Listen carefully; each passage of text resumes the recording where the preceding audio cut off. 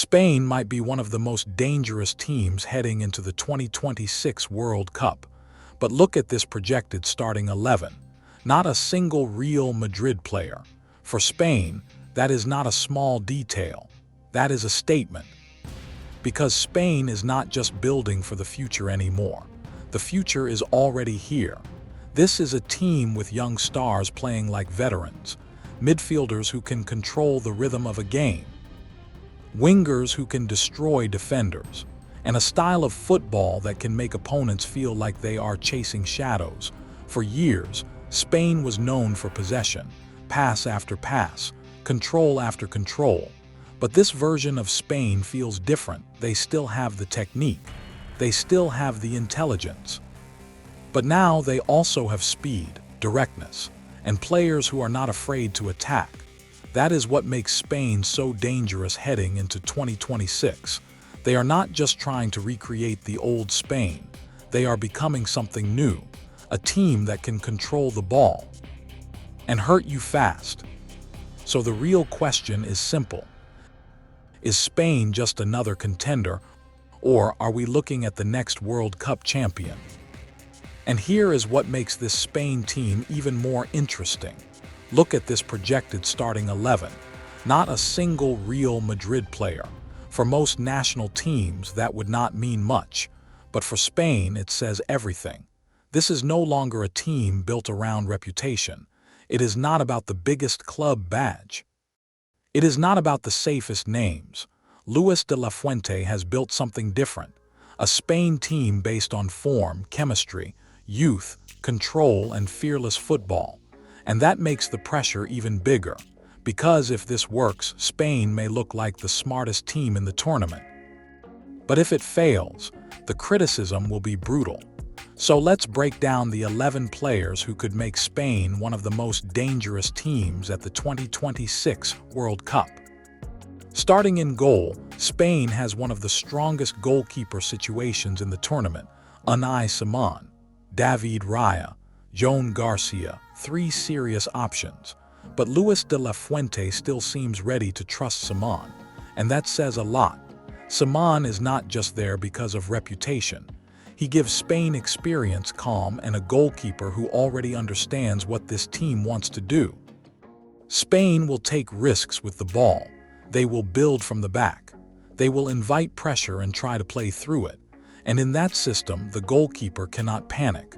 Simon may not always be the flashiest name, especially with Raya and Garcia pushing him, but he knows the shirt. He knows the pressure. And for a team trying to win the World Cup, that trust can matter. At left back, Spain has Marc Cucurella, and Marc gives this team something very specific: energy, aggression, and personality. He is not the type of fullback who quietly disappears into the system. He is active, he is intense, and he constantly makes opponents work. For Spain, that matters. Because this team wants to press, recover the ball quickly, and keep attacks alive. Marc can push forward, support the winger, and still bring defensive bite on the left side. He may not be the most elegant player in the lineup, but he gives Spain edge. And in a tournament where small battles can decide big games, that edge can be important. Next to him, Spain can rely on Aymeric Laporte. And Aymeric brings something very important to this back line: calm, experience, and control on the ball. Spain does not want center-backs who only clear the ball away. They want defenders who can start attacks, break the first line of pressure, and keep possession even when opponents press high. That is where Laporte fits. He is comfortable playing out from the back. He can pass through pressure. And as a left-footed center-back, he gives Spain more balance when building from defense. He may not be the youngest player in this lineup, but for a team with so much youth and speed around him, that experience matters. Next to Laporte, Spain could have Pau Cubarsí, and that says a lot about this new generation. Cubarsí is young, but he does not play like someone who is scared of the stage. He is calm on the ball, smart with his positioning, and comfortable defending in a team that wants to play high up the pitch. For Spain, that matters. Because their center-backs will not just defend inside the box. They will have to read danger early, pass through pressure, and stay composed when opponents try to attack the space behind them. Cucurella gives Spain that modern profile: young, brave, and already trusted in difficult situations.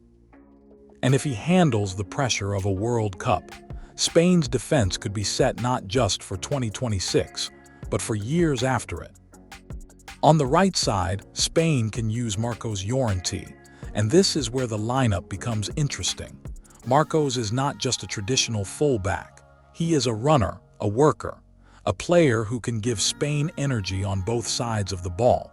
He can defend wide areas, push forward when there is space, and help Spain keep the tempo high. That versatility matters. Because this Spanish team does not want players who only do one job. They want movement, pressing, flexibility, and Llorente gives them exactly that. He may not be the flashiest name in the team, but in a long tournament, players like him can become extremely valuable. So Spain's back line has experience, youth, energy, and balance. But the real identity of this team starts in midfield, because Spain's greatest weapon has always been control. And then comes the player who may be the most important piece in the entire Spanish team: Rodri. Spain has speed, Spain has young stars, Spain has players who can attack and create. But Rodri is the one who gives everything structure. He controls the rhythm. He protects the defense. He stops counterattacks before they become dangerous. And he makes Spain feel calm even when the game becomes chaotic. That is what makes him so valuable. Rodri does not need to score every week to dominate a match. He dominates by making the right pass, taking the right position, winning the right duel, and allowing everyone around him to play with more freedom. For a team full of young attacking talent, that is massive. Because at the World Cup, Spain cannot just be exciting. They have to be controlled. And Rodri is the player who gives them that control. Next to Rodri, Spain has Pedri. And Pedri gives this midfield something different: rhythm, creativity, and imagination between the lines. Rodri can control the structure of the game, but Pedri can change the feeling of it. He sees passes early. He finds space where other players see traffic. And when Spain needs someone to slow the game down, speed it up, or unlock a defense with one touch, Pedri is one of the players they can trust. That matters because this Spanish team is not only about possession. They need players who can turn possession into danger. Pedri gives them that link, from midfield to attack, from control to creativity, from safe passes to moments that actually hurt the opponent. If Spain wants to win the World Cup, Pedri does not need to be loud. He just needs to be healthy, sharp, and connected to the players around him. Because when Pedri is in rhythm, Spain becomes much harder to defend. And next to Pedri, Spain can use Fabian Ruiz. He gives this midfield another layer: size, composure, and the ability to arrive in dangerous areas from deep. Fabian is not just a player who keeps possession moving. He can carry the ball forward, connect with the attack, and appear around the box at exactly the right moment. That makes him valuable for Spain. Because if Rodri controls the game and Pedri creates the rhythm, Fabian gives them more physical presence and attacking threat from midfield.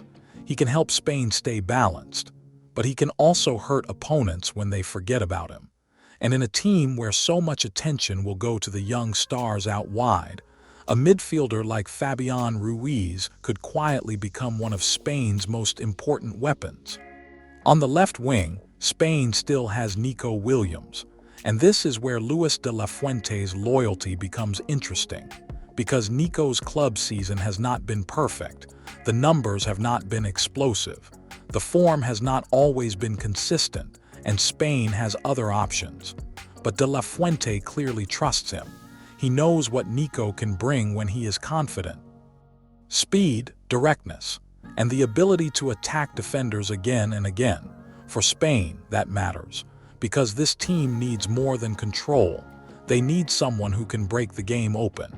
Nico may not arrive in 2026 with a perfect season behind him, But if De La Fuente gets the best version of him, Spain's left side becomes dangerous very quickly.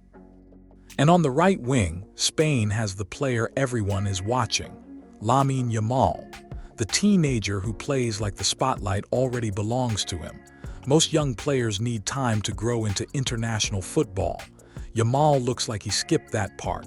He is fearless on the ball, calm in one-on-one situations, and dangerous every time he cuts inside onto his left foot. But what makes him special is not just the skill. It is the confidence.